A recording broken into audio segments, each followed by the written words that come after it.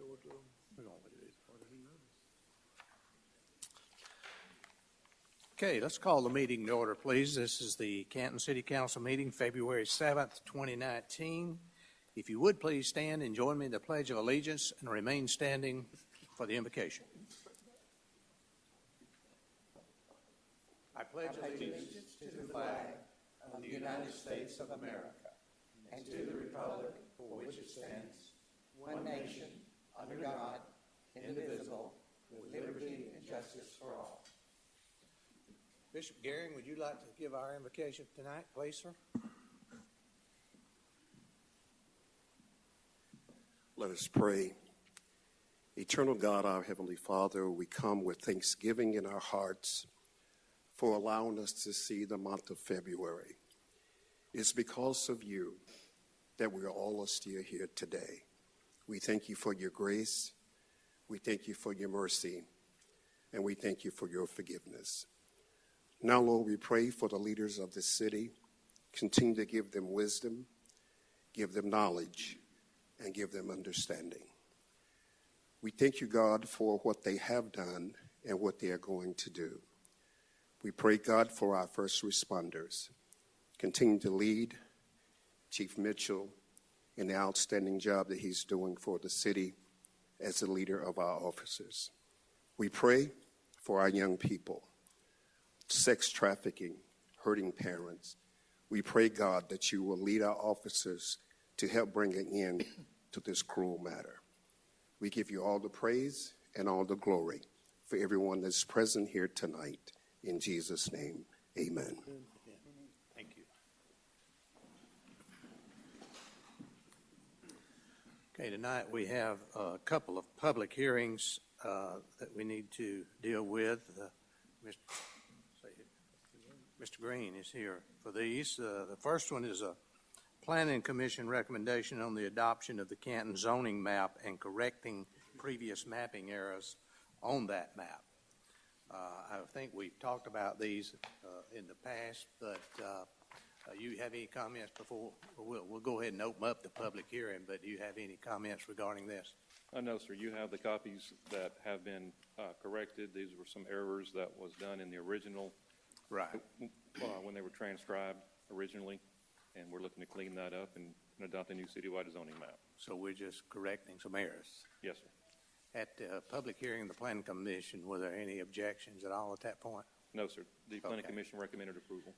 Is there anyone here tonight that would like to speak on this issue of correcting these mapping areas on our zoning maps? Okay, then we'll close that public hearing. We have opened another public hearing. This one is the discussion of the Planning Commission recommendation for case Z1812-001. The applicant is Michael Ellis and owner is Mountain Reserve LLC. Proposed rezoning of 26.55 acres located on Bells Ferry Road. Applicant proposes to rezone the subject property from R10 to R4. Okay. Do you have any particular comments on that one? No, sir. There was one lady that spoke, not necessarily in opposition to the matter, but she expressed some concerns on the issue. Okay. She may be here. Ms. Ricketts, are you here?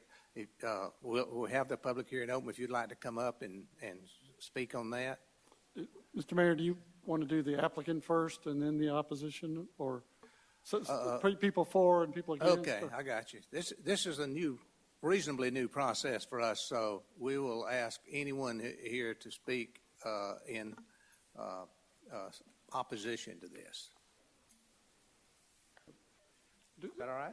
Well, usually you do the people for first. Okay. Anybody here want to speak in so that the opposition favor would know what's being I got described. you. Okay. Anyone here speaking in support of this zoning? Oh, okay. Come on up. This is a different process that we've implemented. It's sort of a duplication of the same thing that happened at the planning and zoning, but we want to make sure everyone has an ample opportunity to speak before the council. Go ahead. Hello, my name is Michael Ellis. I'm representing the owner, Mountain Reserve Incorporated. I was a builder and developer for 25 years, and I am helping him through the process of getting this property sold.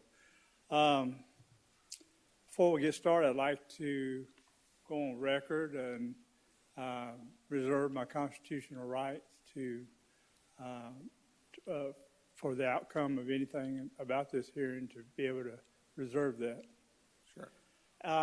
The property, this is a layout of the property originally zoned here and annexed into the city in 2005. When we began to bring this property back on board and to develop it last year, about spring of last year, we came in and we were told, well, since this property was zoned, the creek buffers that are 25 feet here have been increased to 75 feet. So what that basically did is wipe out this whole side of lots. So there would have been a street here with no lots on one side.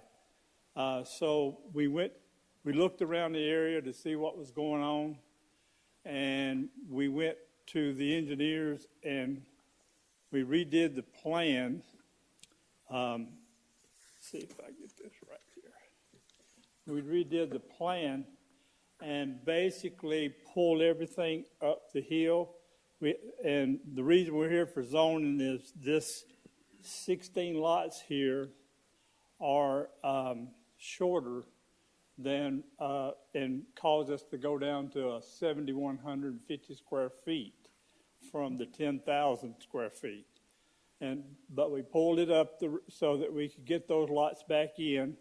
We also did away with the lots over here, so we don't have to cross this creek and disturb this creek here. And also increased the open space to 11 and a half acres now.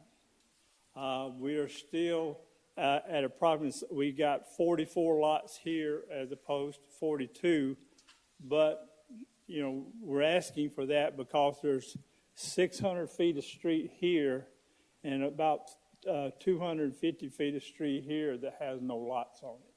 That will have to be built anyway. That's about, it's pretty simple.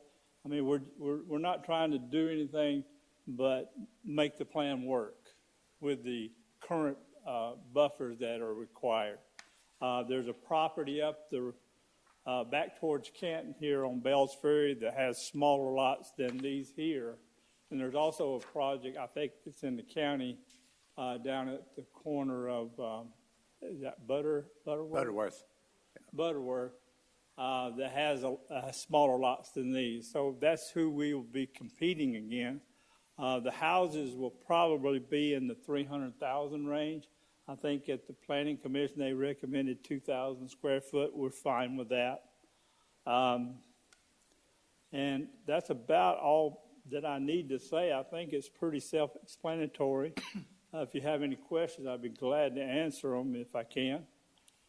Okay, what we'll do, we'll go ahead and ask if there's anyone else that wants to speak, and then the opposition, then you'll have a chance to come back up at that time.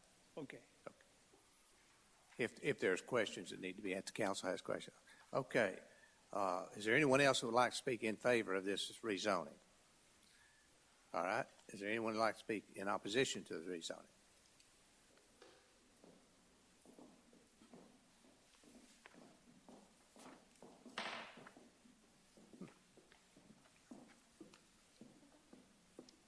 I've got some pictures here that she's going to bring up to you. Okay. You two, would you get them? I can hold on to one of these. Okay. That's what these pictures of, that they're bringing them closer to you. And I'm requesting that the city engineer evaluate the proposed interest for this development due to site distance issues on Bells Ferry Road. This is the examples that I have. The first picture is my driveway, which would be this one, and what I see when I pull into the road. The second picture shows that I am indeed at the road, and the third picture is the picture that shows where the development will be directly across the road. I'm in an SUV, which gives better sight distance, of course, than a vehicle, a car. And it's winter, so the trees and the extra foliage are gone.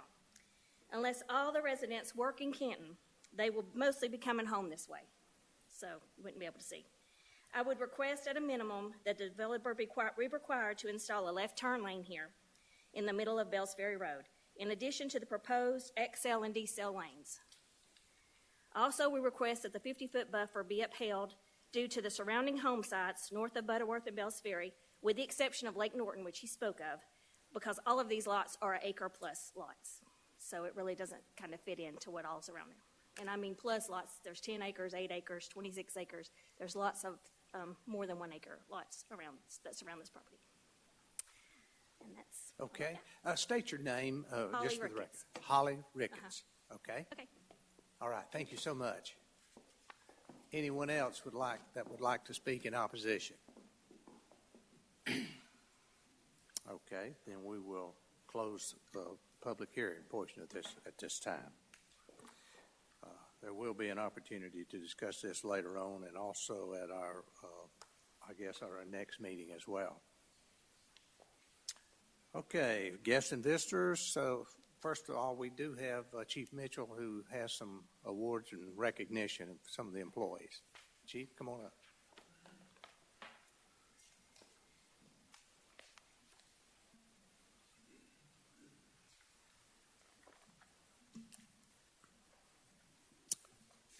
Thank you, Mr. Mayor, City Council, City Manager. We have several employee recognitions tonight, and I think it's, as we do each month, very important to recognize the hard work of our men and women who serve this our department in the City of Canton. If I can have Officer Gregory Hartage step forward, please.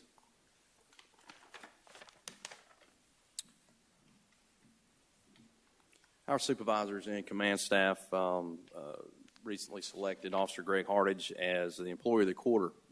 So that would be the months of October, November, and December of 2018.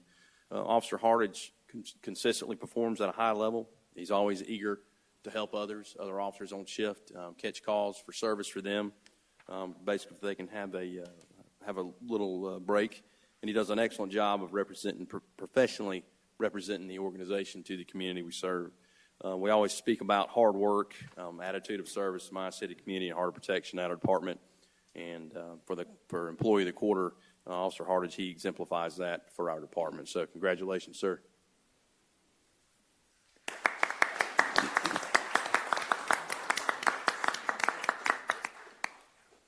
If I can have State Certification Manager Mark Gavala step forward.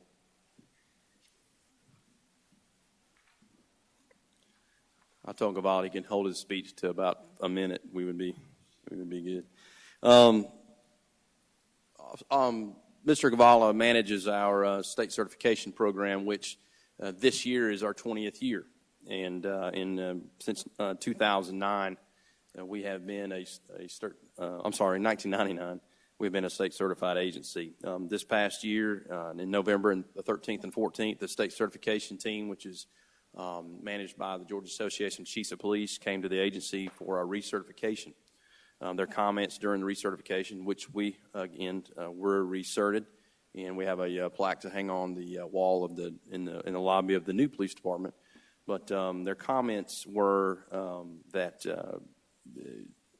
the direct result of us obtaining recertification is Officer Gavala's focus, his attention to detail and dedication to the certification program, and for that, the state has sent him a plaque for his performance in helping the agency attain that. So, congratulations, sir, and thank you.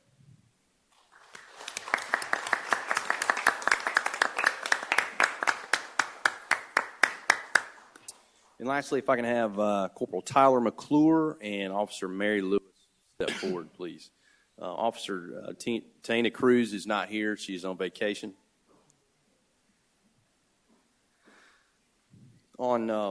As they face the audience, this is a life-saving award.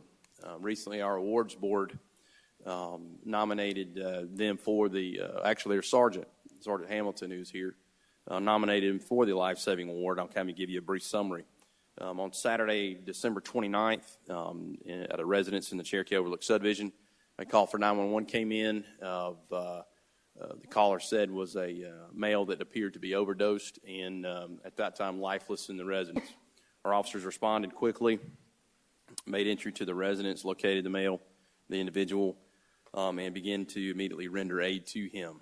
One of the items used was the Narcan. All of our officers carry the drug Narcan, which reverses the effects of overdoses, opiate overdoses.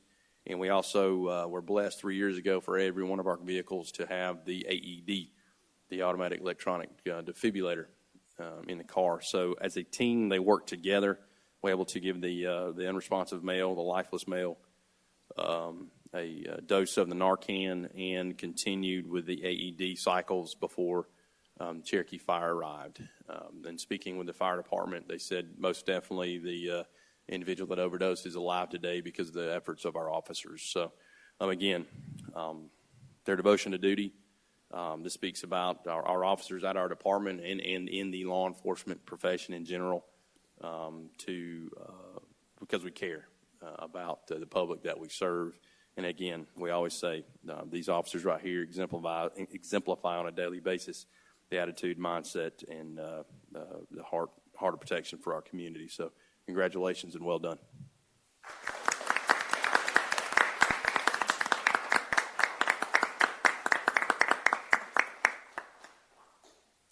Thank you, Chief. I'm going to back up for a minute and reopen that public hearing regarding case Z1812-001.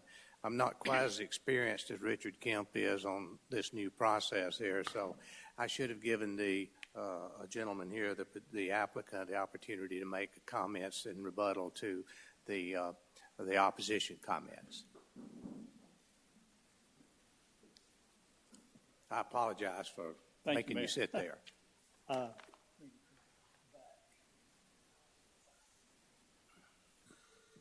Well, it's hard to hear, but I think I heard two comments. One was about a 50-foot buffer. I think she lives right here, which there's probably, 150 feet there between the back of the lots and that property line. The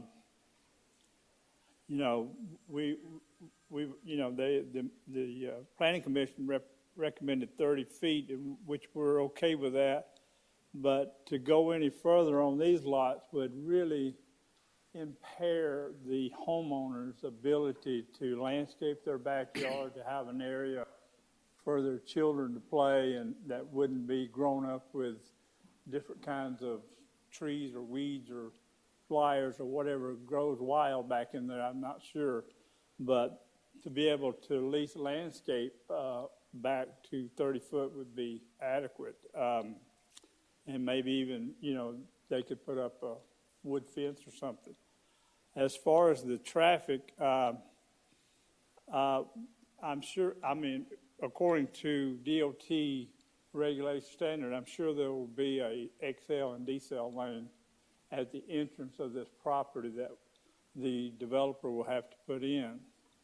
And as far as sight distance, we will have to conform to whatever the DOT regulations are as far as adhering to sight distance on that road. But other than that, I don't have any more information about traffic out there. But I'll be glad to answer any questions if you have them. Okay, now I will close the public hearing portion and allow the council to ask any questions that they may wish to ask. We can do that, can't we, Bobby? Yeah, you need to do it as part of the public hearing. The part where they're not, because if they ask questions, that's providing more. So it's the public hearing until we're all done. With that questions, answers, everything. Then you're going to have time to discuss in the meeting. So leave the public hearing open. All right, we're going to leave it open so we can ask a few questions. Anyone have any questions? How are you going to access sewer to that property? Through Cherokee Heights or how? The Canton sewer is Heights. right back here, right across the line. Right across where? Okay, if you're Canton Heights is over here. That's toward Highway 20, right? Right, Highway 20 is here, I think there's some commercial right along here. Okay, And if I remember correctly, the sewer is right here on this creek right here. okay, But we would, whatever easement and outfall line that's required, we would. Have to get, We yeah. would get that, yeah. okay, But the sewer is available. I've checked with all that. okay. Does anyone else have a question about this? I do. Ms. Wilson? I noticed that, that you were going to meet with the school board before January 28th. Did you have a chance to meet with the school board about the impact on schools? Yes, ma'am, I did. And can you tell me the result of that? He said there was no new or no more impact on the schools than is already currently there. I think he spoke with Mr. Green here. Okay. Another question I had, I noticed on the original rezoning that you were going to have underground utilities. Are you still That's planning correct, to have? yeah. I You're still believe that's a planning? requirement in development Okay, standard so now. you're still planning to have those? Yes, ma'am. Okay.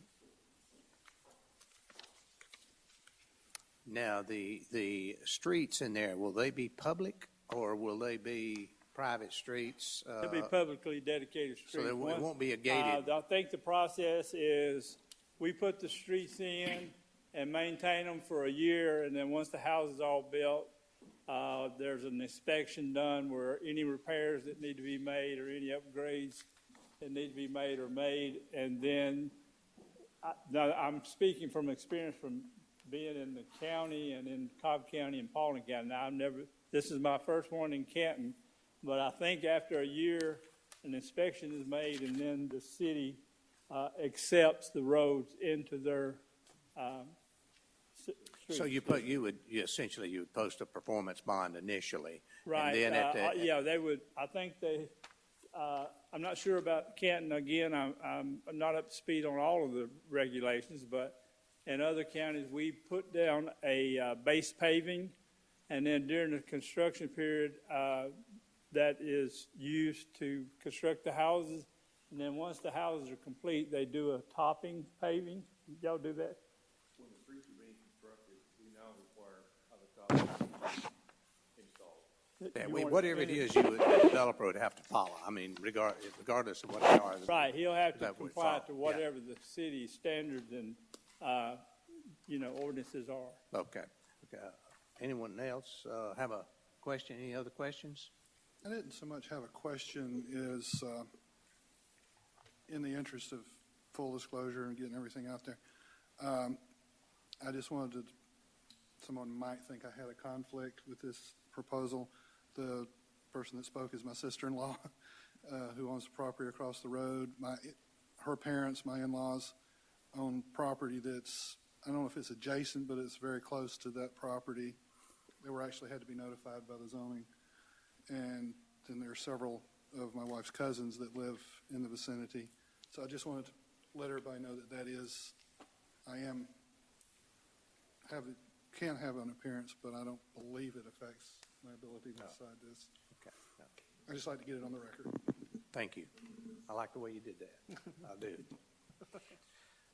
Anyone else have a comment? I wanted to ask Yes, ma'am. the lady that spoke, you mentioned A-cell and D-cell lanes, and you said that DOT would require that. Is that something, I know that's something you were asking for. Will they be near your home, or will they be on the other end? Right.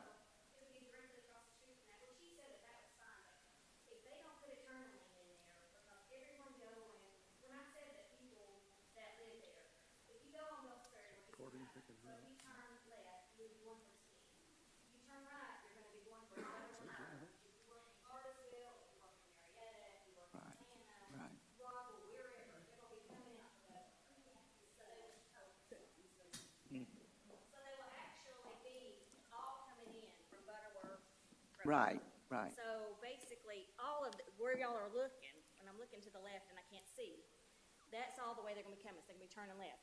Gina's mother, she lives in the driveway right past that. She was hit pulling into her driveway. How many years?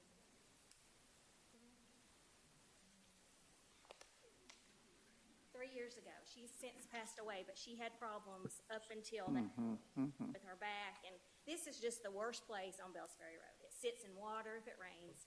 It's, you know, and I mean, I have people wanting to buy that property that I have, which of course, you know, I want to live there at some point in time.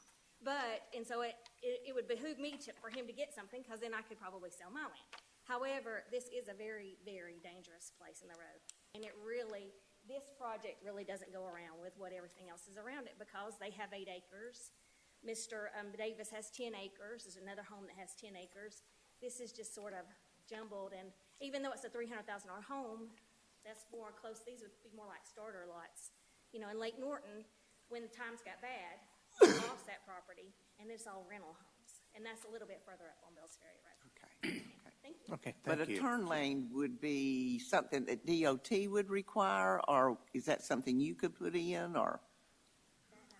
That I don't know. I don't know. Steve, do you know a turn lane, who would be required to put in a turn lane? I'm certain that there would be a traffic study done to see if the amount of traffic on Bells Ferry and the number of homes coming in and out of the subdivision would warrant a left turn lane. And who would do that traffic study? Who would pay for the traffic study? I don't think that's a state It's not a road. state route. It's a county road, I believe. That's what I was going to ask. Is that county or is that city, I believe the it's a road county itself? road. I've heard Mr. Patton state that was a county road. Our engineering department, when they reviewed the plans, if this gets approved, they could require the traffic study to be done to see if the left-hand turn lane was warranted or is warranted. And anyone, I mean, wonder what speed limit is there as far as sight distance? 35? 35. It's not going to be required. That would be something they'd have to. But most people drive 60. Yeah, well, yeah. With a 35-mile-an-hour road. They like those humps in the road there. Okay. Anyone else? Is Bethany going to require a floodplain study, Steve? That's part of our floodplain program that's covered in the UDC. Once that the plans would be submitted, again, if this gets approved, that would be up to Bethany to determine if it would need a future floodplain study. Okay. On that, we were told when this was first developed, I actually got my hand with a developer who was trying to develop. People start yelling from the office. We were told that only 7 homes were first for that property right there, the 26 acres, because it is such a flood. You know, I know he said it wasn't a flood, but it was. You know, Yeah. address that. Currently, on the FEMA maps, there is no floodplain on this property as today. Now, talking to Bethany, y'all have done a study of a possible future floodplain that might occur sometime in the future after, I guess, everything out there is developed or what the outcome would be. And she has provided me with a layout of that, what they feel like the future floodplain would be. And we overlaid that over the plan. I mean, I can bring this to you if you want to pass it around. I've outlined it with this marker. And there's only 4 lots that are affected by the future floodplain. And according to the stipulation, the ordinance, we can build there as long as the finished floor levels of the houses are above that elevation of the future flood. You understand? Would you like to see this? Do we have that? Do you have this? Any developer is going to have to meet our ordinances It's going to have and to meet meet the the flood. standards anyway. Yeah. I mean, there's no special requirement you need to put on it. Either they can build or they can't. It's all cut and dry. Yeah, we've explored that extensively because we don't want to, we're not going to develop this property unless it's, feasible. Okay. And they would have to meet our sight distance requirement coming in, wouldn't they? Would they meet ours? Well, I guess or that's a good whose? question. Where's the counties, whoever's going to permit the driveway, if it's a county, state, or city?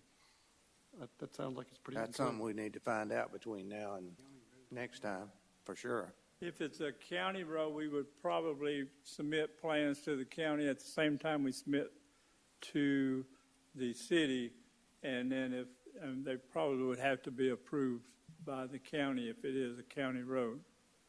And they have, their DOT ordinances or stipulations would be put in place at that time.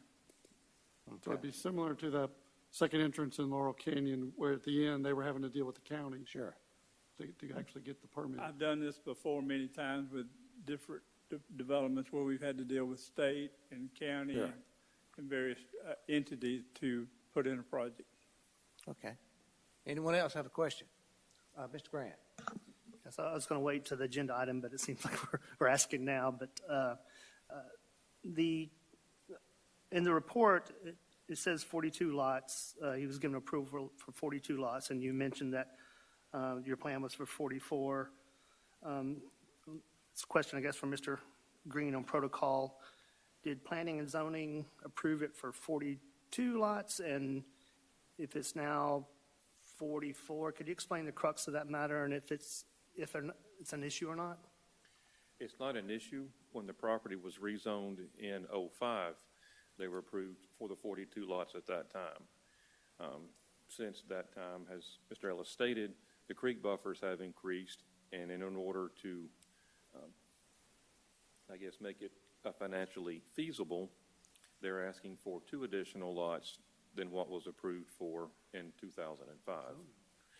It's not something that the city staff asked for or recommended or anything like that. So did our planning and zoning hear the plan for the 44 lot? Yes. 44 The lots. zoning would allow a lot more than 44 lots. Okay. So what you could do is cap it at 44 based on the plan that's presented to you. Okay, Yes, you could place that condition if it's approved. great. Thanks for clarifying that. So that's 44 net lots, though. So in reality, there's 15 acres they put those 44 houses on. Well, with the zoning, it just 15 acres times 4,000 square foot. Who knows? There'd be a whole nother calculation. It's just he's only asking for 44, and so But that's what I'm saying, but that's what they're asking for, is 44 houses on essentially 15 acres of good land. The other part they can't build on. is it Well, 15? As he said, there's about 11 acres that was, But 11 and a half acres that is open space. We would be very happy to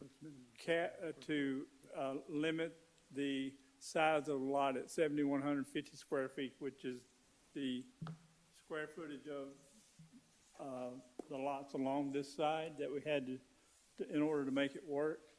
So we would be we would put a floor, I guess you would call it, on 7,150 feet. right, because the zoning would allow 4,000 square feet. So you would also put a condition that they minimum of 7,150. Yeah. do you know what type houses would be built there? I know it said a minimum of 2,000 square feet. Would that be a 2-story with 1,000 square feet on each level, or would it be something 1,400 or 1,500 with a 700 upstairs? I haven't Y'all ranch. explored in detail what the builder what the builder's going to build, except I did ask about square footage, and I did ask about the price range. I'm sure there will be a mixture of ranches. To put a ranch on 2,000 feet is a pretty good sized footprint. 2 stories, I'm sure there will vary from 2,000, 3,000, depending on what they're building. I think the oversight committee would be looking at that, is that correct, Mr. Peppers? No? No, sir. Okay. Was that not a condition when it was originally zoned? I believe it was. Okay. But all those conditions at that case at that time will go out the window unless the mayor and council feels inclined to adopt some of those same conditions. What condition? Originally, as I understand it, that had to go before the oversight committee to look at the homes and so forth, exterior, how they look, and all that stuff. I believe that was in the 2005 zoning. Okay. Well, the builder and just from experience, you're going to build whatever is going to compete and compare with the new houses that are going in, or in the proximity. You don't want to be so far out of the market that you're going to kill the whole project. So the builder's going to do his homework and research and see what's being built there in order to compete. So, I mean, he's not here, so I can't speak as to Sure. exactly what plans and exactly what style. I know there will be single family, probably with some kind of brick or stone on them. I'm not, like I said, I don't have those details. Okay. Anyone else have a question? Mr. I Grant? just asked clarification on that last issue of Mr. Green, if you can pontificate on this a little bit more. Does that mean the 2005, there were multiple conditions placed on the project at that time? So does the last planning and zoning conditions, do those replace those, or those expire from the 2005? I just want to be clear on this, or? They will not expire, but they'll be replaced. The 2005 zoning case will be null and void. Any new conditions that may be placed on the property would be some that would be approved by this mayor and city council. So our approval of the plan with new conditions would nullify the Yes, sir. Those, 2005 conditions? yes, sir. Those would be gone out the window. Okay. So if you want them, you have to put them on again. Right. There was 17 conditions that was imposed on the property in 2005. I believe in the package I delivered to you before the Planning Commission last month had a list of those conditions. And if you need that list again before the next council meeting, I'll be glad to get them to you. I think that'd be great, just so we're all just clear on what those were. So. Yeah, we got them. Okay, anyone else? Okay, now we will close the public hearing, and we will move on. Okay, thank you all. Okay, now I believe we go to the discussion of the community signage, phase 2 of the community signage wayfinding signs. Good evening, Mayor and Council. Tonight we have Tiffany Chen with Sky Design with us. As we move through our community signage and wayfinding project, she is going to talk to us about phase 2, which is predominantly pricing. Okay. Good evening, everyone. Good to see most of you again. As Angela said, I'm going to walk you through the signage package, the phase 2 scope of work, and refresh, just as a general recap of the project at hand and how we arrived to this state, and also walk you through the original intentions of the designs and where we are today. So we were originally contracted to determine where the best locations of these signs that represent Canton would be located. The goal of the original, the first scope of work was to fully understand the Canton brand and also Canton's vision, and then create a signage package and family that represents, that has longevity, has timelessness, and also feels appropriate to the brand and city council. So here are a couple slides that go into fairly good detail about where these sign types would be located. We have a hierarchy of sign types, starting with the primary monument sign, which we will go address in a second, the primary gateway, the secondary gateway, along with some pedestrian kiosks, a parking sign, and park IDs. To refresh everyone's memory, the primary gateway is located at 19A, exit 19A and exit 20 on 575, and we had done a series of visual studies to determine the best locations for these to be. You can see on this slide, as well as the next one, the off-ramp between the highway and the off-ramp itself allowed for very good visibility and a nice backdrop of landscape. And as for how it physically looks, we landed on a design approach that captured the masonry at the base for a very warm feeling, as well as a somewhat nod to history with the steel plinth that rises from that curved form and supports the freestanding Canton letters that, of course, reflect the new brand. And the thought process was for illuminating this primary monument, it would be externally illuminated to wash the front of the signs.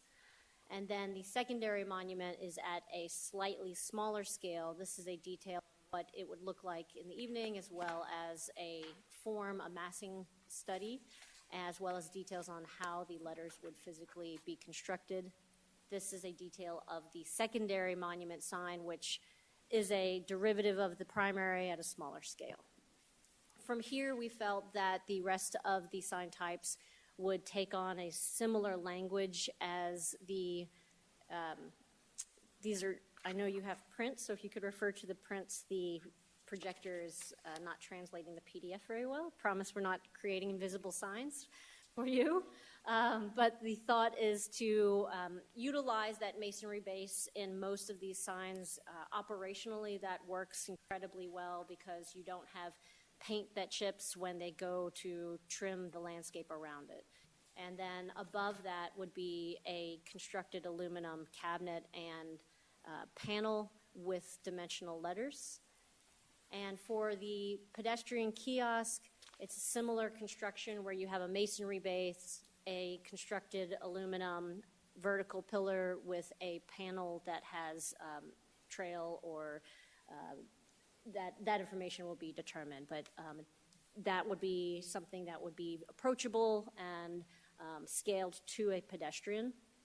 And then finally, we have the parking ID sign, which is the Canton green at a appropriate height for vehicles to identify the parking location.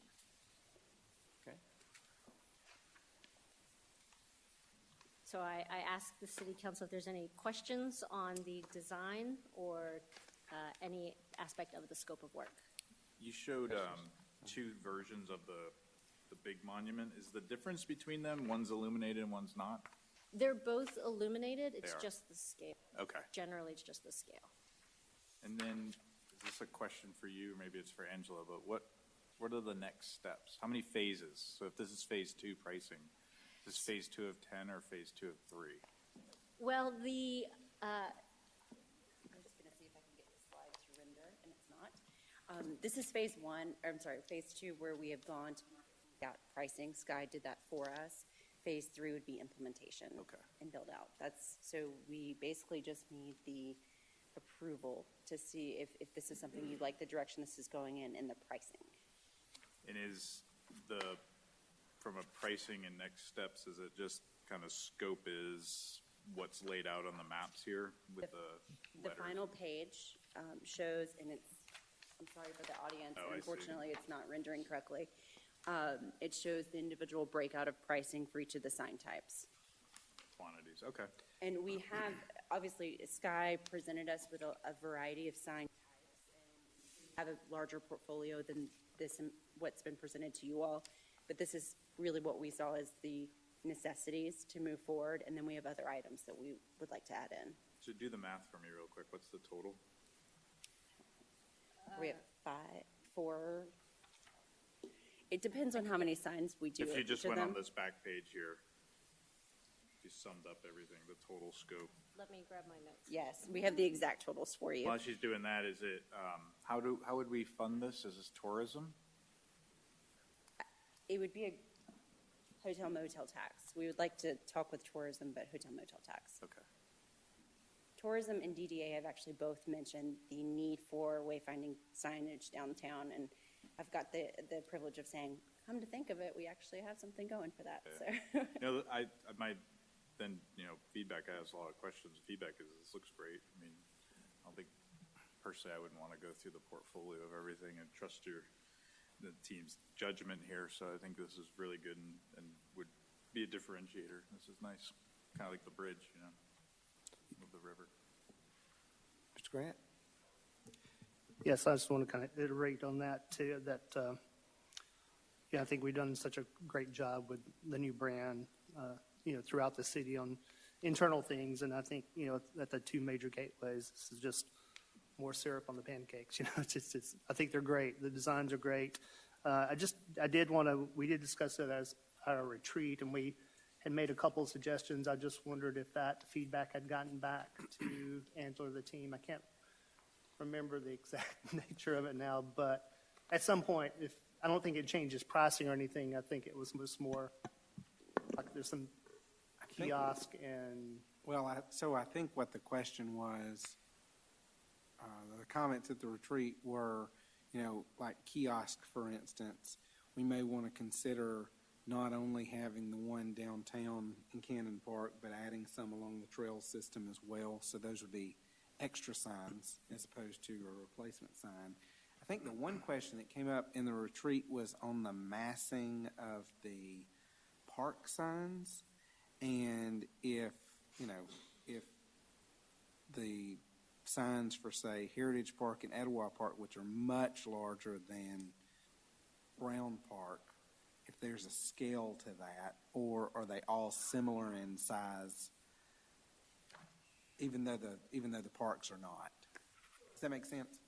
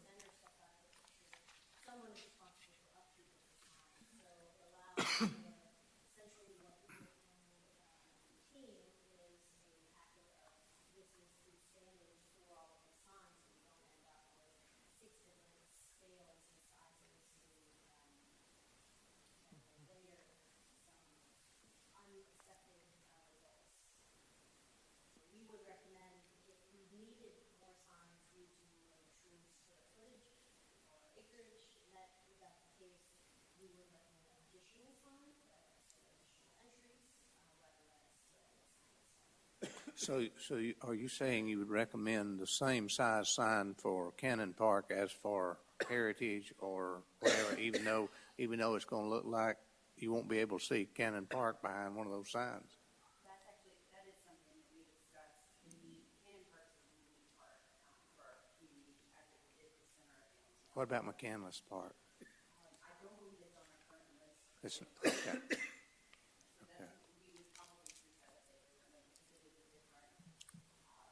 Yeah. Okay. That would be our recommendation as well. There are, say, specialty areas that let's treat it as a specialty area and let's allow, say, your parks. They're all parks and only scale that allow them to have that. Mr. Grant? My memory's refreshed a little bit now, but I think we discussed, say, for instance, at Brown Park, we knew Cannon Park was, a unique opportunity there. But if, like Brown or Cannon Park, in the smaller parks, could we still have identification? Because a lot of people don't know why Cannon Park is named Cannon Park, and we thought, possibly at the smaller parks, could we have the kiosk size sign so it still works within the system, but was instead of the major parks, but that was just a thought that.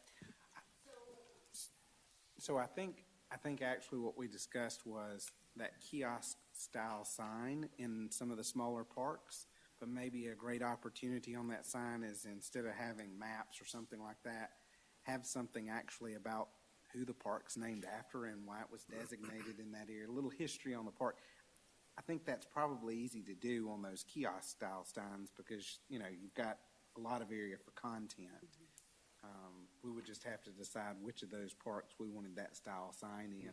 Go with that same mold that you have for the kiosk, but change the text and context of that sign. And that is the approach that we would recommend. We would offer the consideration of utilizing one of the same forms, same scales, proportions, et cetera.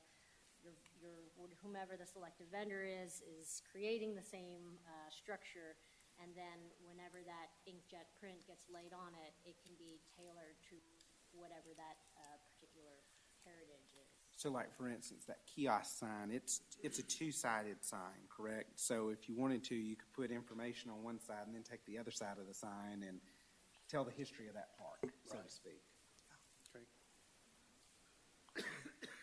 We have changed the number of signage for instance, for the, what you see as collection site and public works. We originally had thought we would do something like that for the Jones Building, and we're doing something a bit different. So we have, sorry about the pricing number, but that number, she's pulling it up right now. It's, I will email all of those details I got to it. you. It's 313. Yeah. Anyone else have a question? So to follow up, this was not budgeted originally, right, Nathan? We have part of it budgeted this year. Okay, so before the signs are beautiful. I love them, and we need them. They're just two questions, and they're probably not even, we don't have to ask them, but I will. So we will have the money to pay for them if they're around $350,000, something like that. Is that what you said? Yeah, but we're asking for some more. We will need to address the remainder of that in next year's budget. Okay. We're halfway through this fiscal year. I'm not sure. So it would, okay. The other question that we have checked to make sure that every sign meets our sign ordinance. So we don't want to put in something that we would deny from somebody else. They all meet our sign ordinances. And part of the timing on this too, we had to sit down with GDOT on those two signs off the interstate, because initially they wanted them to be breakaway signs, and I was like, you're going to have a car that hops a concrete wall, goes down a ravine, comes back up, So we've gone through that process already on placement, location, and what have you. We will have to have an easement agreement with GDOT as it relates to the placement of those signs. And the other thing to remember, the largest expense in this category are signs for the parks, which you're only going to do once, and those two wayfinding signs that you're only going to do once. And so as you start getting into things like parking signs and things like that, we'll be adding more and more of those in future years, but it won't be nearly the price tag that you had the first year to get those gateway signs in. And the lead time also is 4 to 5 months for construction. So we have a bit of time that we would need to. Right. So it's not going to happen in the next couple of months, is it? Unfortunately, you won't see this next week, no. Thank you. They are beautiful. Anyone else? So basically what you would like is some go-ahead approval at our next meeting? And I'll get you the exact finances of what, as long as is this the ballpark of what you would like? Are these a number of signs you would like? Do you want to see, if you'd like to see more sooner?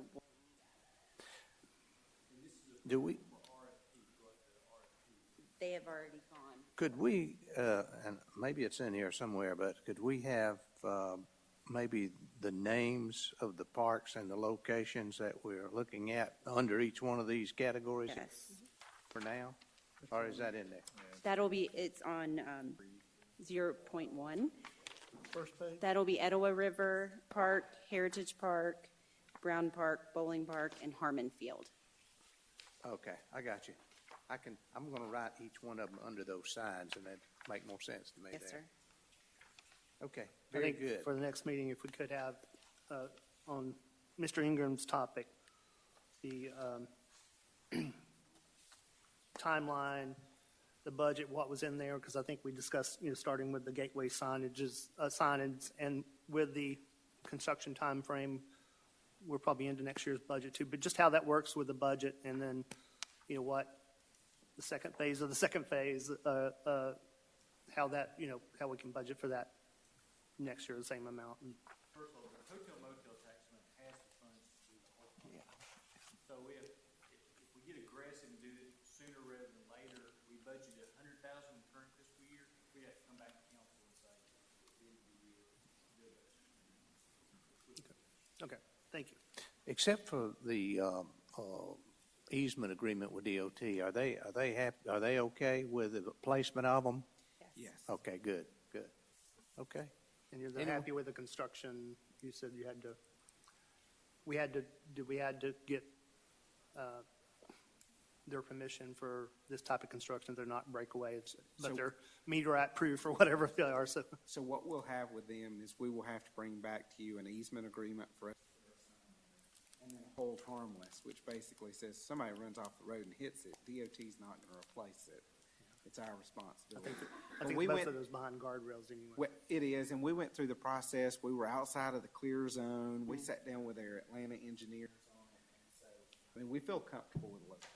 Okay, thank you. Okay. Look Thank great. you. Thank you very much. Thank you. Excuse me, I'd like to apologize to council for being late. No need to do that. 575 is running like sorghum syrup uphill on a cold January day. I understand. But we're glad you made it. Thank you. Okay. We have the consideration to approve the agenda. Before we ask for that, I would like to add an executive session for real estate and litigation. Are there any other items to be added to the agenda? Can I just ask a question? Sure. So on item K, I saw that came up yesterday.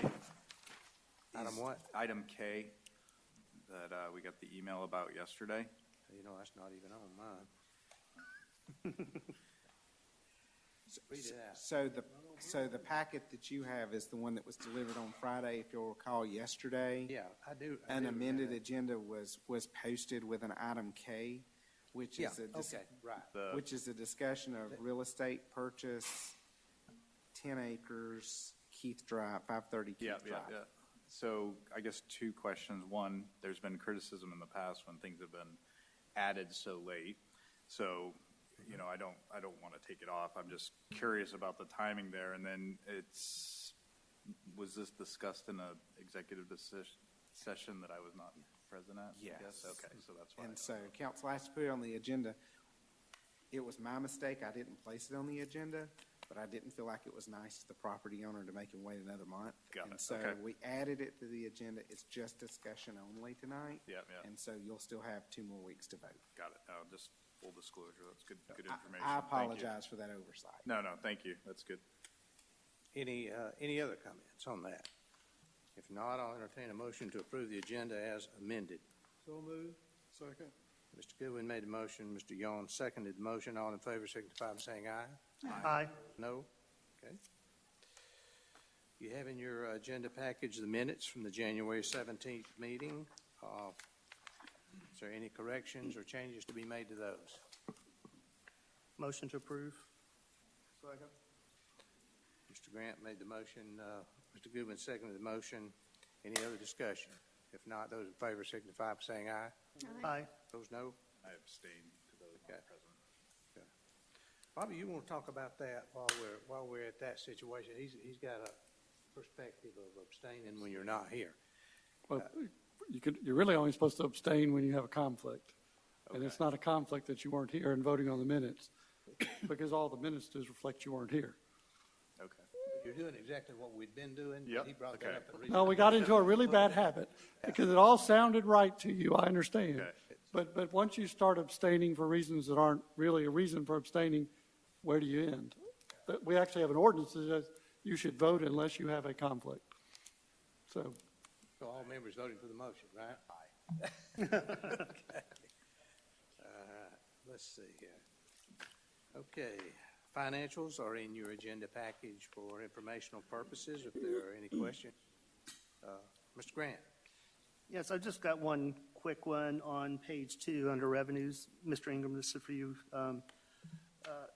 On the tax revenues collected to date, it looks like we're at about 66%. Could you just kind of extrapolate that number as to how's it compared to this time last year? And are we on schedule, or is that? Absolutely, yes, we are on schedule.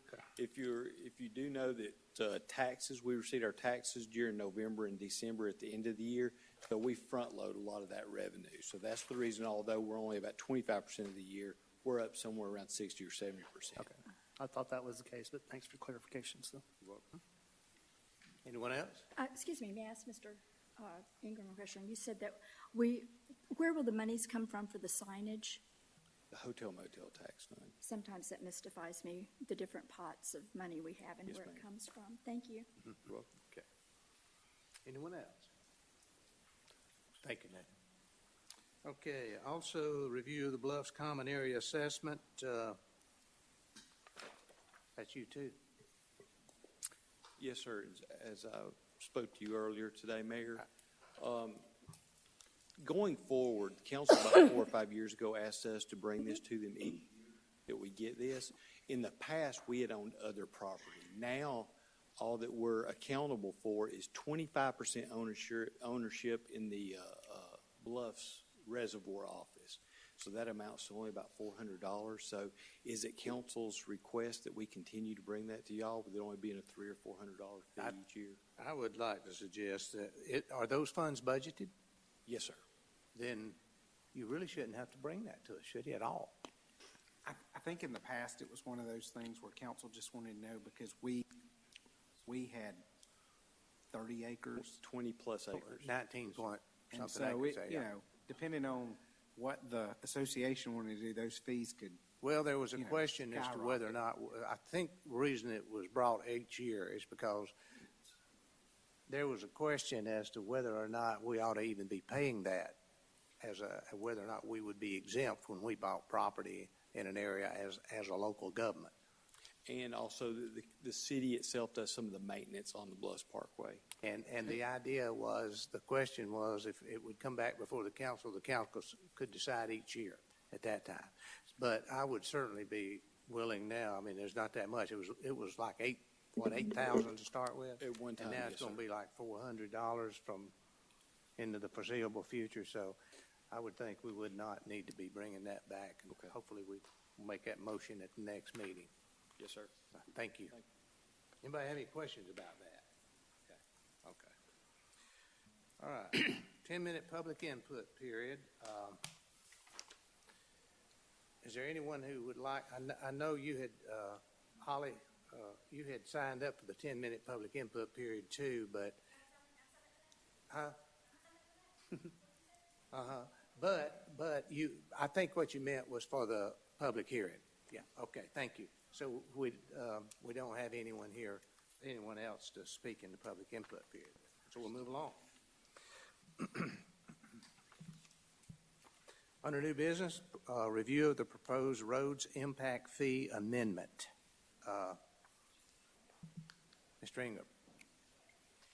Yes, sir. Thank you, Mayor and Council. You have in your packet an amendment on the impact fee fund, the roads impact fee fund. If you recall, council approved a 140 corridor study, and the funds that were to be used for that study come from the impact fee funds.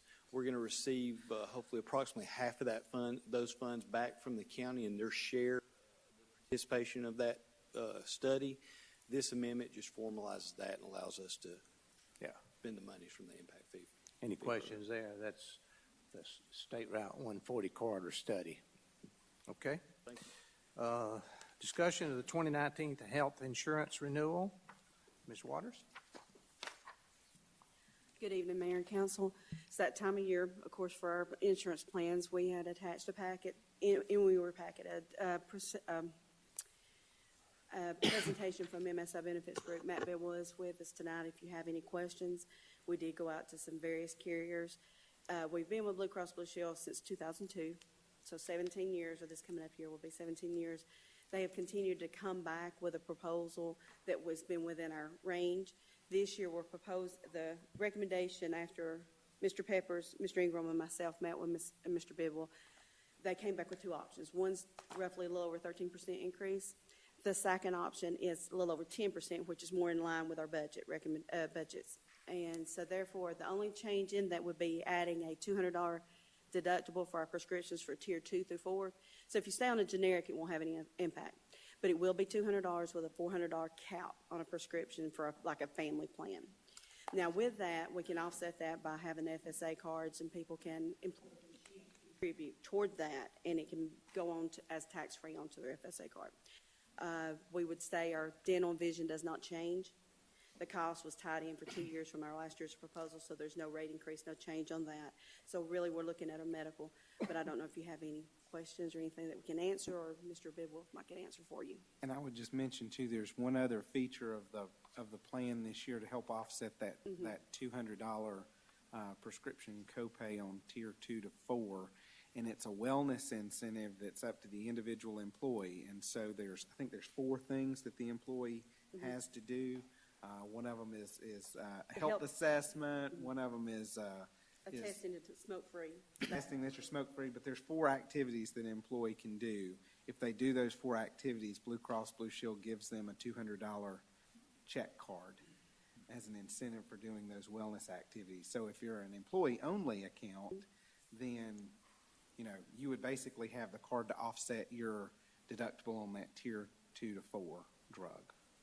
Then in addition to that, they have added the live online health piece of it, 12 visits per member, 0 copay. So that right there in itself is a $300 savings if you needed to go to the doctor.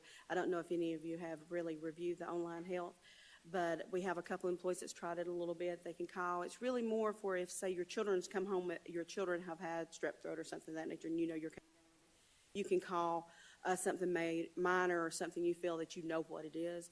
They can call in. You can call them. They can call you in a prescription. You don't have to leave your home other than prescription. That in the past, this current plan year is $25 copay. This year, they're offering 12 free, online visits for 0 copay per member. I verified that because I thought 12 maybe for a family plan, but it's 12 per member. So that in itself could be a savings as well. The $200, is that, what is it right now? Nothing right now for tier 2 through 4? Tier 2 through 4, there's no deductible for Right now, prescriptions but whatsoever. there will right now, be. there is a copay. That's correct. Okay, I just want to make that clear. Yeah. So it's, encouraging people to be more consumer. Yeah. Lobby on it. Any other questions? Any others?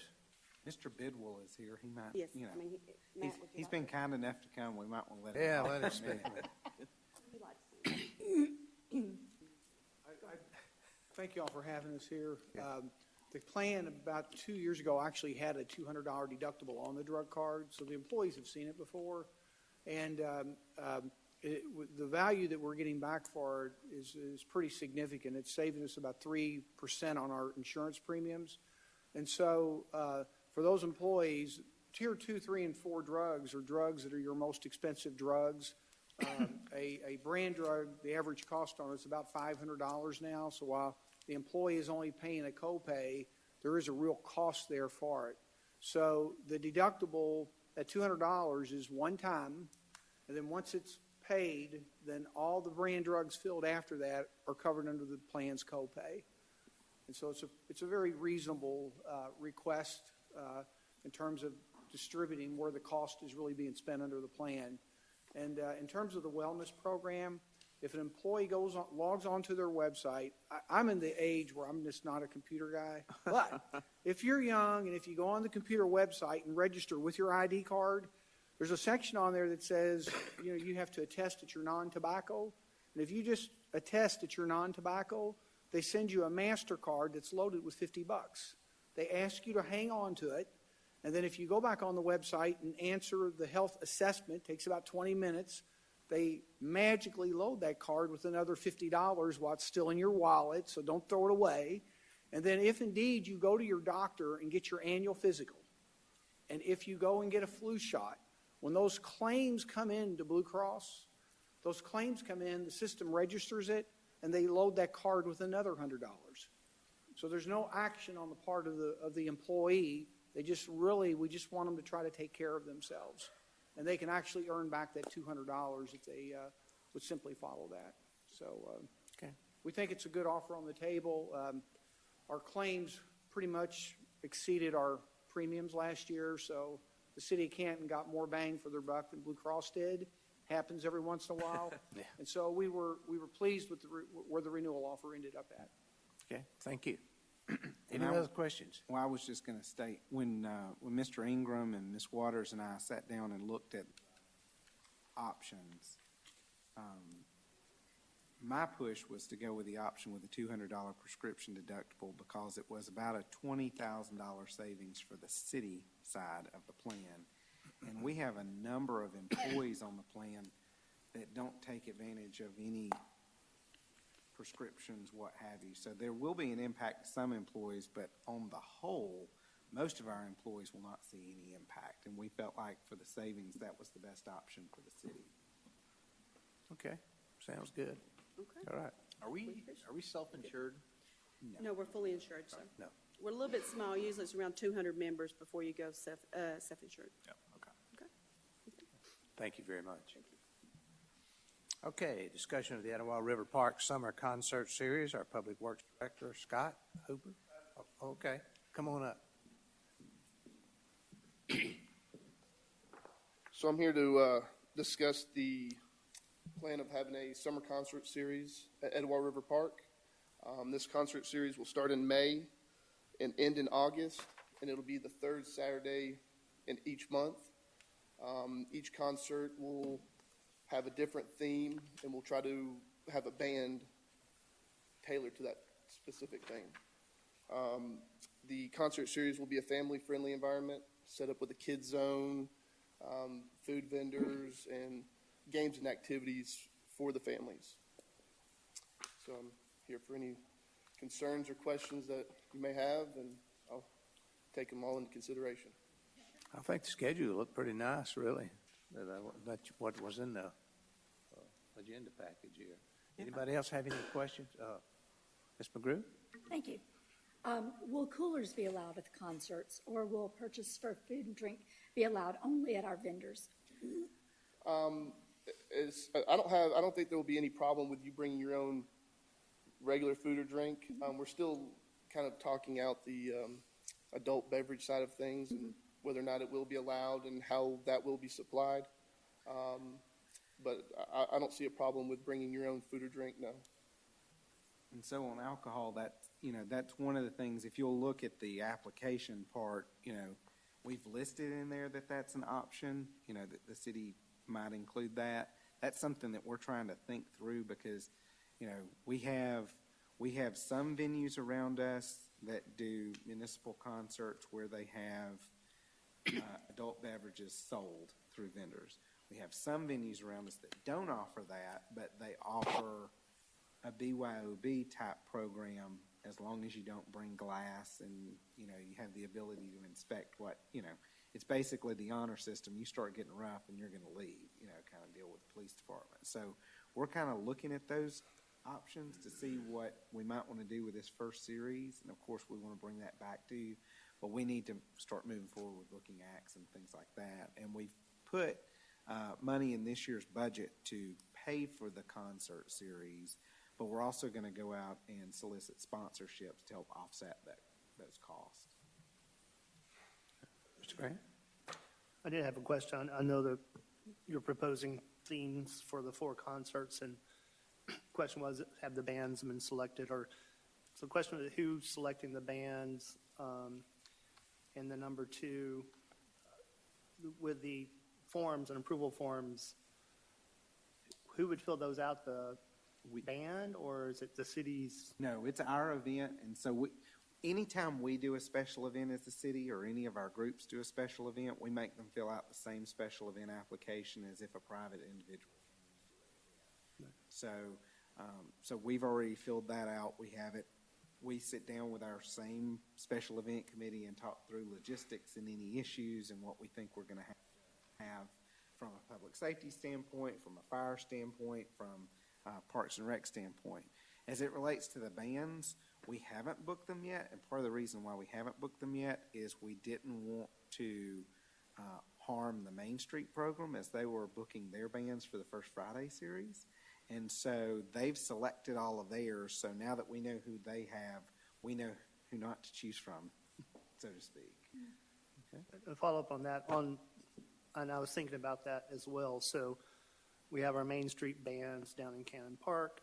This is at Etowah Park. Obviously, there's more room and all. Are we looking at a kind of a higher, more well-known bands? I mean, we have great bands at First Friday, but are we going to differentiate that, or is it just kind of based on budget? Well, so we basically have a budget of $50,000 this year. And so it doesn't mean that each concert is going to be $12,000. So it may be that we have one really good-sized concert with that high-level band, and it may be that we have, one that's not as big. So because this is the first time we've done that series at the park, we're just kind of wading in on it, not from the standpoint that we don't want to get the best quality entertainment, but we've got to work out some kinks as part of the series too. So, I don't think that we want 12,000 people down there at the park because I don't think we have a place to park them. But at the same time, we want to have a family-friendly atmosphere and, and do something that people enjoy. That's great. Anyone else? Thank you. It's great, Adam. Yes. I'm excited about Jimmy Buffett. Good. Something we've needed for a long time. Yeah. Okay, item D, discussion of the Planning Commission recommendation on the adoption of the Canton zoning map and correcting previous mapping errors on the zoning map. I think we did talk about that, and I think, if we don't have any discussion, we'll move on from that one. I think, something that needs to be done as well is correcting errors. And I have printed copies for you, so before you leave tonight, I'll make sure you get a bigger. Good. All right, item E, Planning Commission recommendation for case Z 1812-001. The applicant is Michael Ellis. The owner is Mountain Reserve LLC. Proposed rezone 26.55 acres located along Bellsfield Road. Applicant proposes to rezone the subject property from R10 to R4. Mr. Green is here, and we have talked about that at length. Are there any other questions at this time? If not, we can, we've got a couple of weeks to think about that one. And Just keep in mind that when we discuss doing this process, there would be no more public input. tonight, Or at the next meeting. or at the next, yeah, sure. Yeah. One question, clarification. Were we going to follow up on that area of the road and left, whether that was county or? We will. Okay. We'll determine the roadway, who's going to be responsible for that section of roadway. I don't believe we're right across the street from it, so it's going to fall to the county, and we'll sit down and figure out what county's process is going to be. Do we, I think I know the answer to this, but do we notify the county when a rezoning comes in that is on what we believe to be a county road? We do?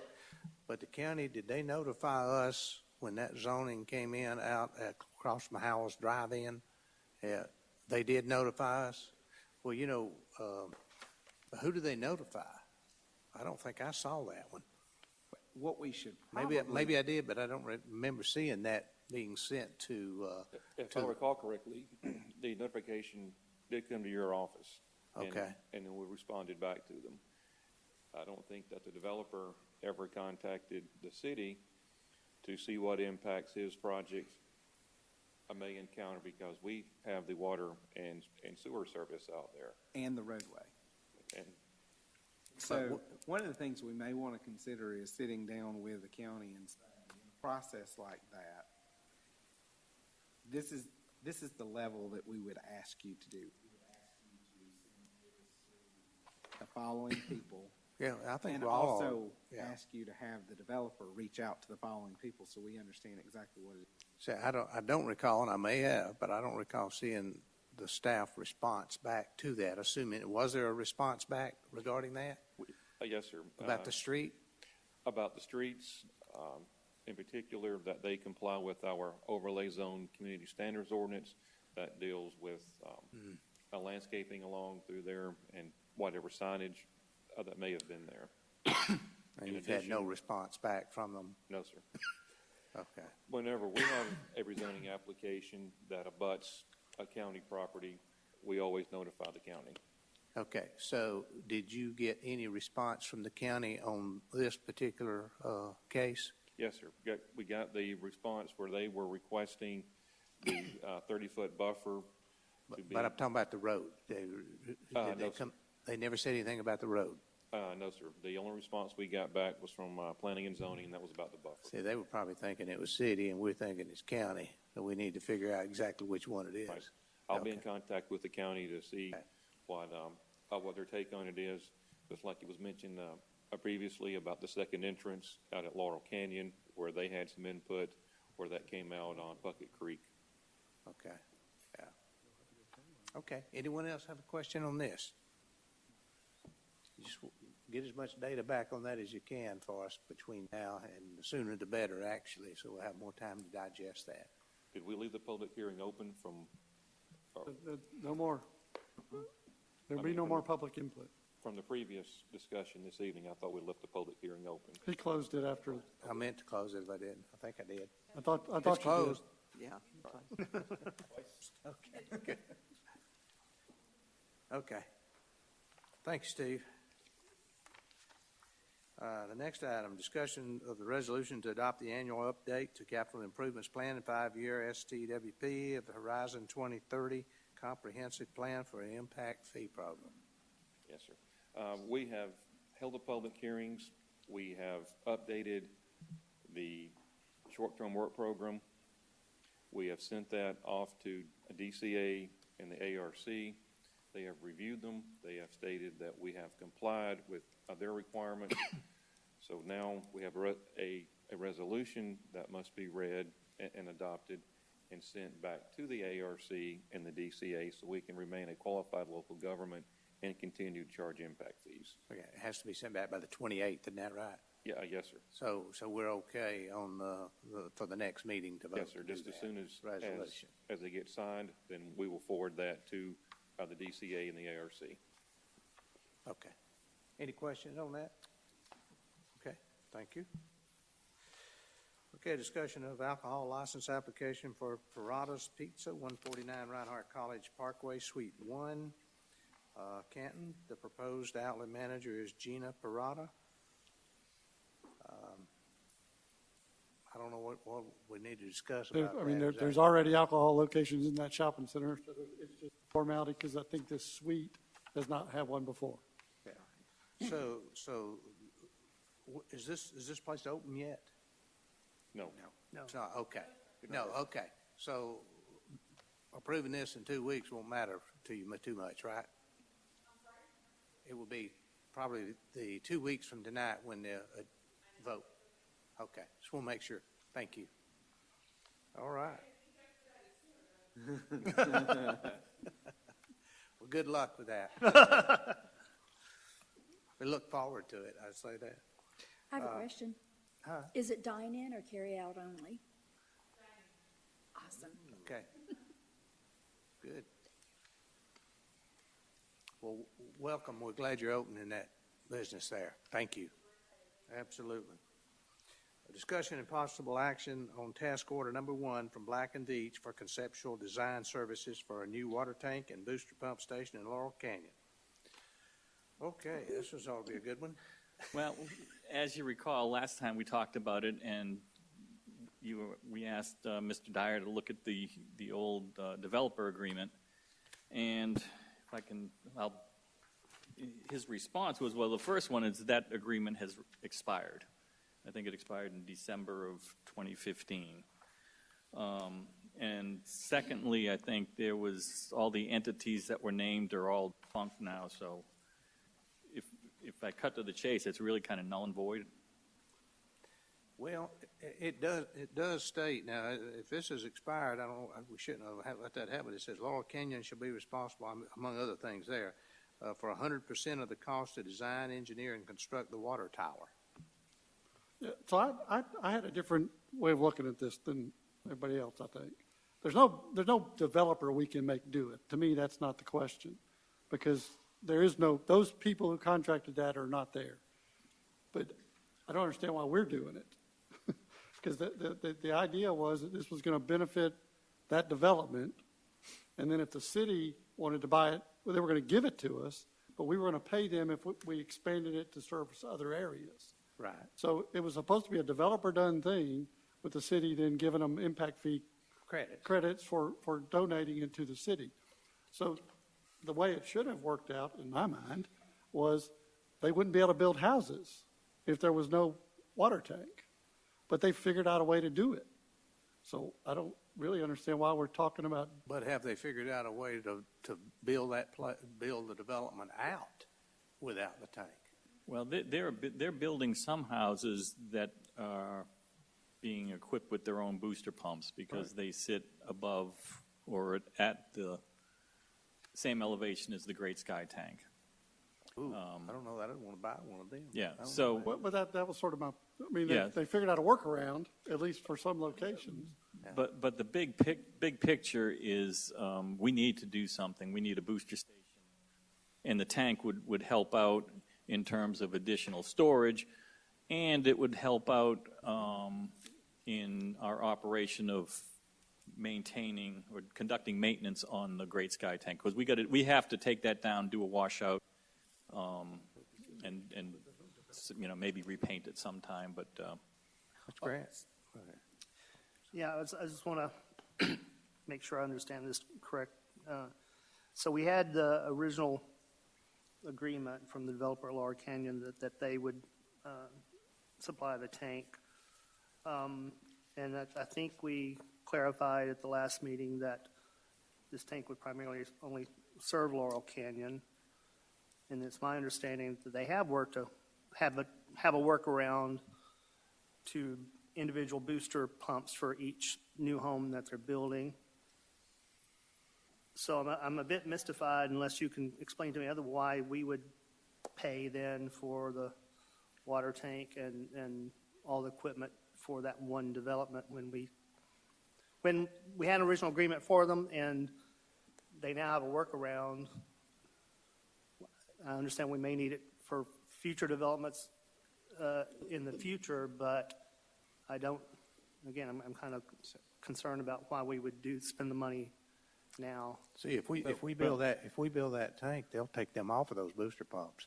Well, Wouldn't they? so ultimately, the issue, though, is that right now, we don't, Great Sky is our highest elevated tank that we have. And we don't have the ability to bring down the Great Sky tank and still service from our service area to Laurel Canyon and Great Sky if we're doing maintenance at that tank. We don't have another workaround. And so if we have a tank at Laurel Canyon, it will allow us to basically be able to service Laurel Canyon and Great Sky while we do maintenance in that Great Sky tank. Does that make sense? At first, it was that this tank was going to benefit the developer. That's, as Mr. Dyer mentioned, that's what the agreement was written to do. What we're asking for is not a tank to benefit the developer, but a tank that would benefit our system on that edge of our service area. Could you not pump from the Amos Road tank up there just long enough to service the other tank? Well, we could get a portion. I think the modeling showed there's a portion of it we can get, but there are areas that there's not enough driving head on those pumps to get over all those hills. So that was one of the reasons that we would put the booster station in there, so that Amos could pump to this booster station, then it could boost it and get the rest of the way. And then the tank would provide a little bit more storage. It's not a huge tank. It's probably only going to be about 200,000 gallons, ground tank. And that just gives us a little more storage and allows us to, like I said, maintain and do maintenance on the Great Sky Tank, which we haven't done since it was built. And it was also talked about in the master plan as well. Yeah, this original agreement was signed by apparently the manager or management company, I guess, up there. Well, and because so it says manager. Yeah, well, that's manager of the LLC. But the original Laurel Canyon LLC, it does talk about assigns. We got the fire station property from two other entities, Noguchi something LLC and another corporate. Both of those are gone because the only asset those companies owned was this property. So when they stopped developing, they just went away. But it ended up being two other entities. So are you saying they didn't assume the responsibility of the original agreement? They did, but they're gone too. This was all 2005. Somebody's there. Nothing's happened since 2005. This is all, the ability to enforce this agreement was passed long ago. They defaulted pretty quickly. They were supposed to do this within a year, I think, or something like that. So what happens if we don't do that? Well, to me, the answer is this. If you can't build a house, tough luck. The prior developer was supposed to build a water tank, so if you need it for other purposes, that's a whole other question. For Laurel Canyon purposes, our position would be, sorry, if you don't have water pressure, there's no houses. So you current people should go build a water tank, because the original, but there's nobody to make do it, is my point. We can just say, somebody was supposed to do it, but it wasn't supposed to be us. And I think really that's where the discussion would be with Patrick Malloy, is that instead of them investing in all of these booster tanks, they may want to invest in providing us land where we can do what needs to be done. We did have an initial meeting with them, and they seemed pretty receptive to working with us. We didn't get into details of, financing, funding, or anything like that, but. So we can have a new agreement. Okay. Any other questions? I'm sorry. Is there a time crunch? Are we sitting on a time bomb or anything? This was one that was identified in the master plan, excuse me, as one of the projects we would like to get done pretty quickly. So we are. Okay. Thank you. I have a question. So the only reason for building a new water tank and a booster pump station is to relieve the Great Sky tank for maintenance? Is that the only reason the city's taking this on? No, And well, I mean- provide service to additional areas in Laurel Canyon. It's two-pronged. Well, so if you think about it from this standpoint, when we do have a water issue and we have to shut the plant down, we're living off of what's in our tanks, okay? And so if we've got that extra capacity there, it gives us a little bit more time. But it also gives us the flexibility that during the day, when our daytime population goes down, we can push water from Amos Road to this tank, at Laurel Canyon, at this tank at Great Sky. If we need to take one down for maintenance, we haven't impacted anybody in that area for doing that work, And is it the Amos Road tank that supplies the water that Waleska buys from us? Or is that the Great Sky tank? Indirectly Amos. It goes from the plant to Amos and Amos to Great Sky. So it would impact them as well? Correct. But, well, what happens is the way the system is set up at Great Sky, we might end up with a situation where we send water to Waleska and we have to buy the water back from Waleska to service areas if we lose pressure. Yeah, if our pumps are down, we buy And back. they've lost pressure before. I had a question too. You say we've not been able to do maintenance on the Great Sky tank. What is that doing to the life of the tank? Right now, I don't think it's doing too much. We've got to do what they call a scheduled washout, which is you drain the tank and you clean it, you do superchlorinate it, and it takes about a week. But you take your tank down for a week every 2 years. And we've not done we haven't that done since that yet. it's- No. Okay.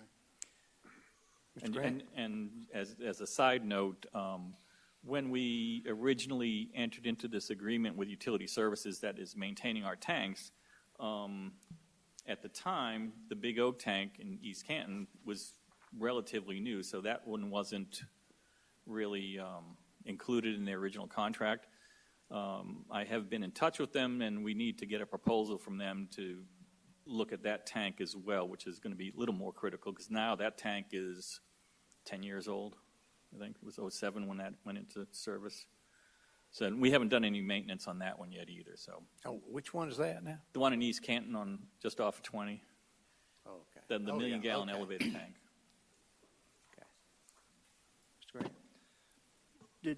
Did I understand you correctly? There have been some discussions with the current developer, and they're We had open to something? We had a meeting with them, yes, and I think he indicated that we could, maybe talk about either designate some land, but we didn't get into a lot of details. So I wonder, if we approve the design and we start moving forward with it as if the city is going to pay for it, and we may, we're going to have no incentive to, negotiate or assist with that. And I understand system improvement benefits all taxpayers, but if this is primarily Laurel Canyon and possibly Great Sky, it's still benefiting that development. And then I could see a scenario possibly, because I know there have been some discussion about adjacent developments annexed into the city. Are we taking that off the table as another developer in that similar area or adjacent to that? Not necessarily. Paying or contributing to that as well as part of their project? Usually what happens if somebody wants to annex, we'll look into the effects on our system, whether we need to increase pumps, increase tanks, and if their development puts that kind of strain on our system, we can ask them or tell them, this is what you, if you want to tie on, this is what you're going to have to do. As we originally did for Laurel Canyon. Well, so there was a development just north of Great Sky that's actually in right now that's doing some work almost behind where our tank is. And, you know, initially they came and spoke to the city about annexation, and that was one of the things we talked with about them was the fact that we needed a tank on their site. And, you know, ultimately they decided not to come into the city, but we're going to have to find something in that area to help relieve that issue. You know, an example of getting, you know, money for improvements was just recently that FadeCon development. Developer, we weren't sure of what the impacts on our lift station were, and I think we required them to put up $25,000 for potential pump station improvements, which they paid, and we have that sitting in escrow, I guess. So Where would we be? Okay. I'm sorry, go ahead. So there have been discussions about if we do have developments in that area, they would have to contribute to this. And so I guess I'm asking, is it urgent? Do we have time to consider this to see what is going to happen? Again, if we pay, you know, we're on the hook, and we're kind of shutting that option off of having assistance. And again, going back, that the original developer, that was part of the agreement. If you recall, when Chief Prather came in to talk about the ISO rating that we just received, one of the areas where we actually went down from the last rating was on the water supply side.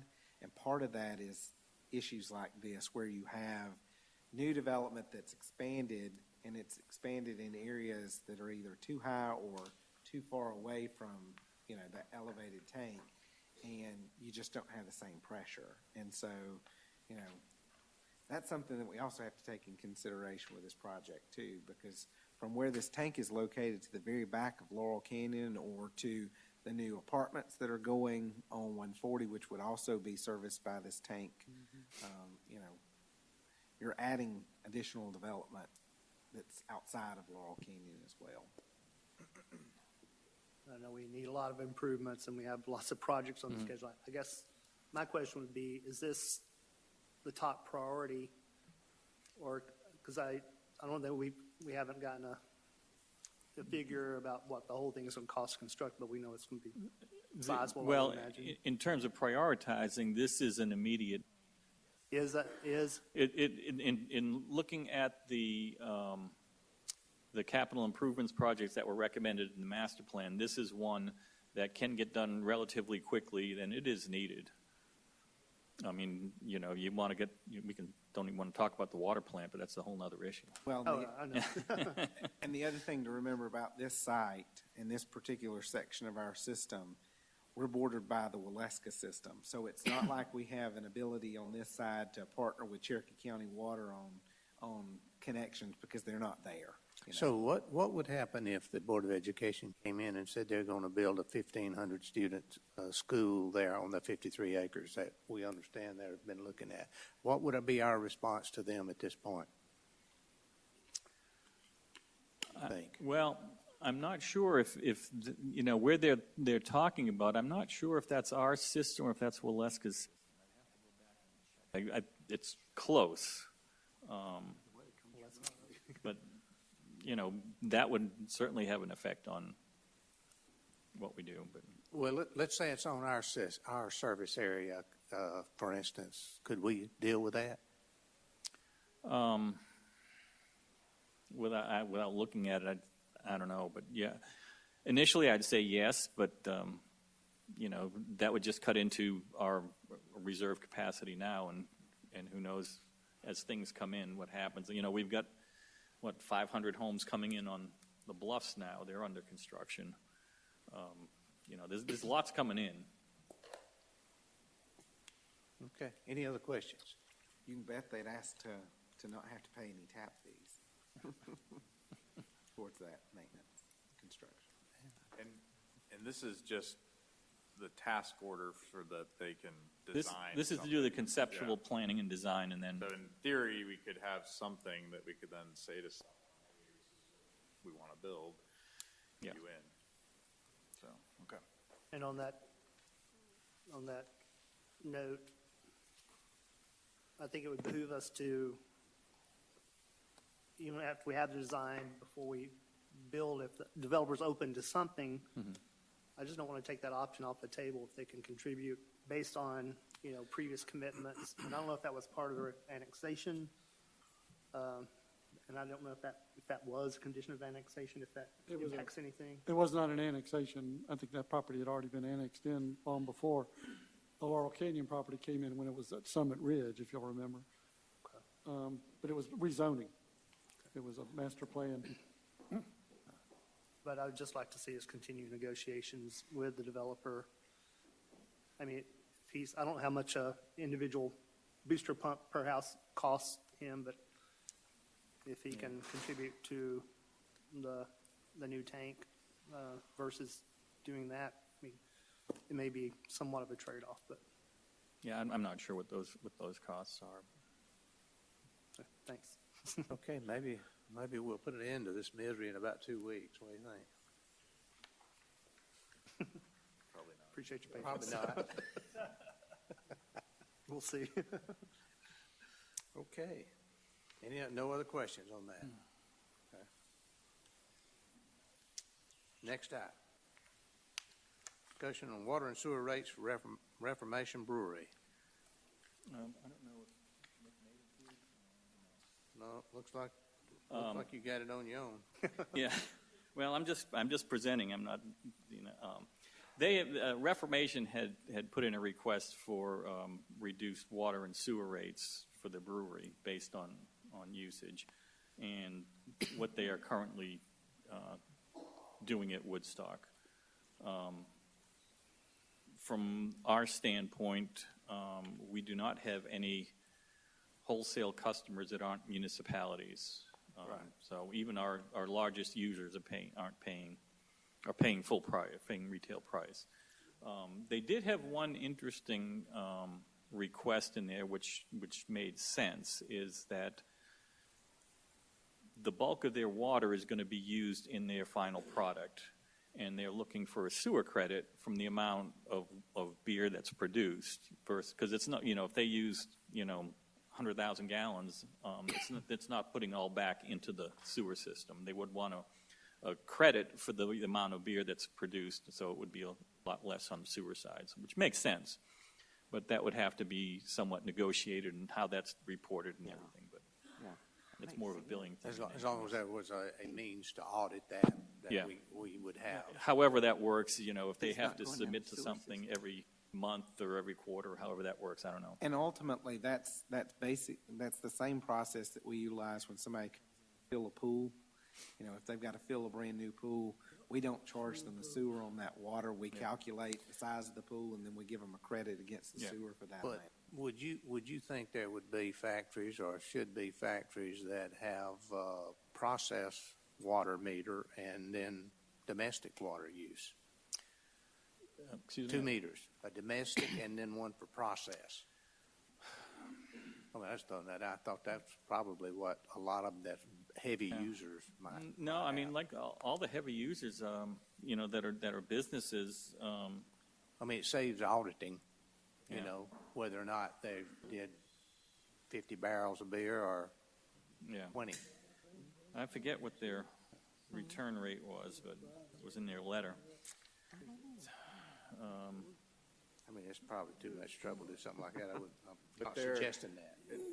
So they are the only customer that's wholesale and. Well, they're not that's wholesale. not- They're asking for wholesale. I'm sorry. Okay. Yeah. So they're asking. They're asking for wholesale. I thought. Okay. So they're asking for it, and I'm just putting it out there that we do not have any users that other than municipalities, that pay wholesale. What's the largest user we have now, other than municipalities?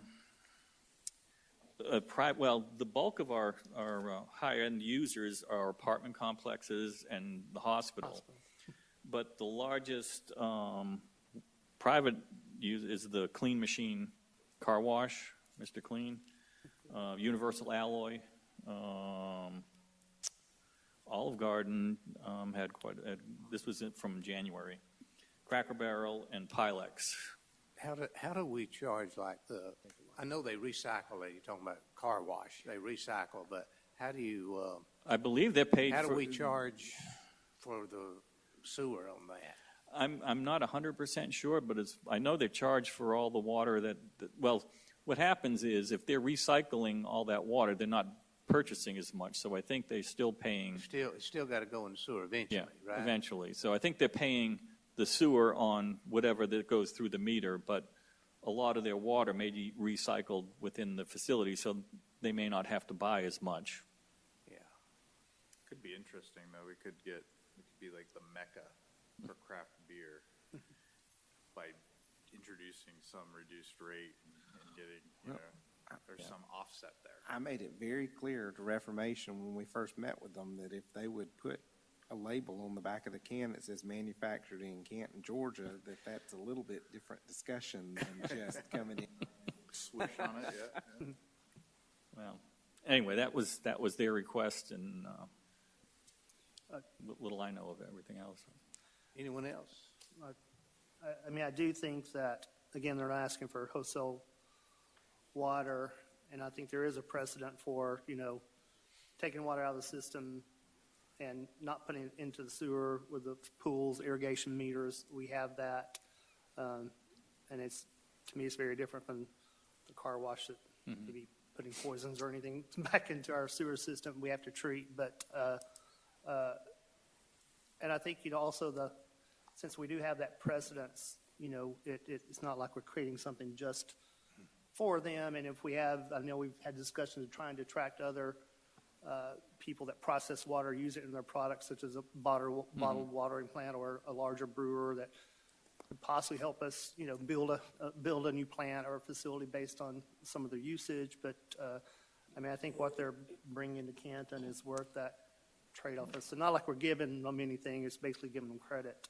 And I think since they have that, since they are getting it wholesale now, I think it's a nice gesture. So well, I'm going to play devil's advocate and say, well, what about all these other users that say, well, geez, we use a lot more water than them. Why can't we, get reduced rates?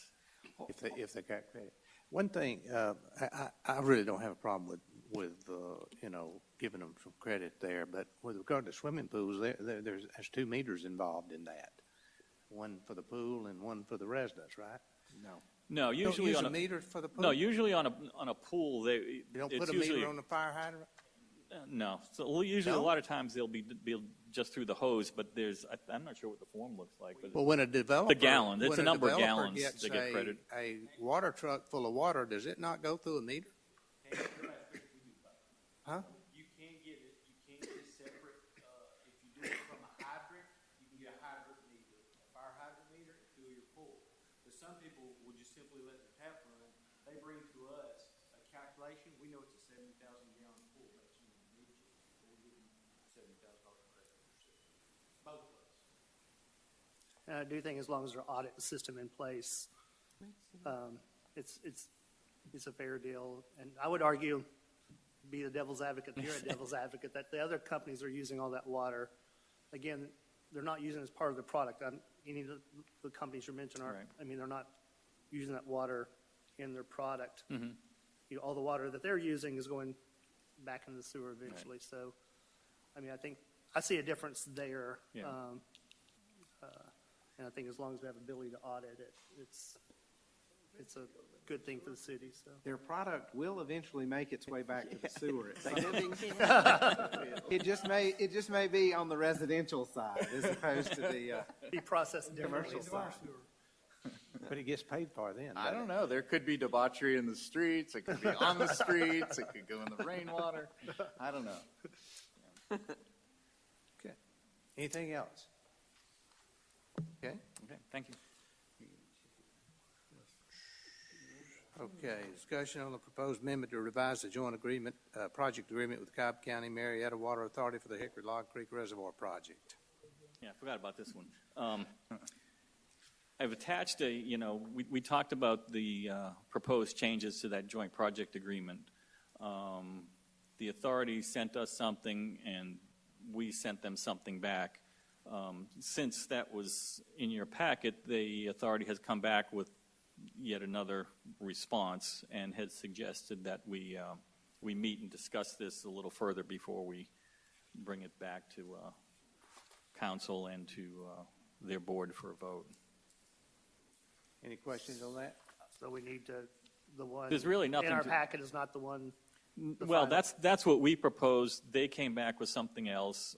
Nathan's been working on this elaborate spreadsheet on how to calculate, storage volumes and. So this will be we'll just postpone this to a later work session when we have. Yeah, so this, something right, to as it discuss stands later. now, it's more of an update on where we stand. So is this, this version in the packet or online is, the red lines are our red lines to them? I think the red lines, deletions, and the blue is. No, but I mean, I guess Yeah, the, yeah. the That was what markup is ours to them. Okay. That's what we sent to them. Yes. Got it. A lot of it is cleanup work from that was originally adopted in 2000. Okay, anyone else have a question on that? If not, we'll move on to the next item, which has to do with the discussion regarding the acquisition, I guess, of 10, whatever it was. 0.65. 0.65 acres at 530 Keith Drive. And this is the site where the Cherokee Broadcasting had their tower. I guess part of it's still there. Mr. Grant? This is also the site that was for the proposed concrete plant, I think, that people were concerned about. It's also directly on the river across from Etowah River Park. Exactly. We're investing so much into the river and river walk. I think any additional property we can have to protect that green space, and it'd be a different discussion to me if the price was different, but this I think is a very fair reasonable price, reasonable price for 10.65 acres, and I'm fully supported.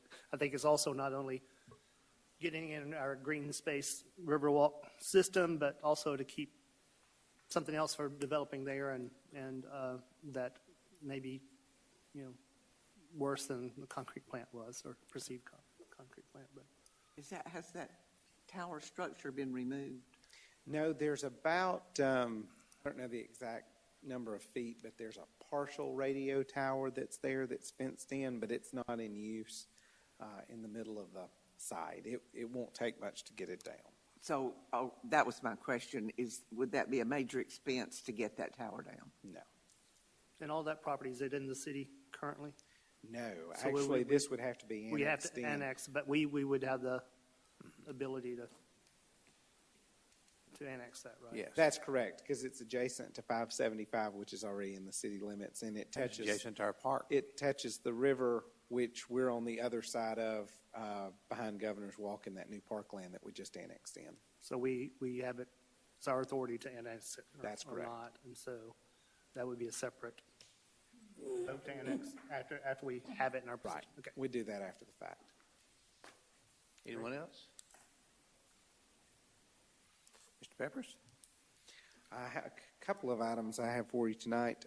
First of all, I did want to make you aware, I don't know if it's approved yet, but we did have a gas leak at just south of Univetter on Marietta Highway. Okay. So we had part of the road shut down during the meeting tonight. So. Was that from a utility contractor or something? Or do you know?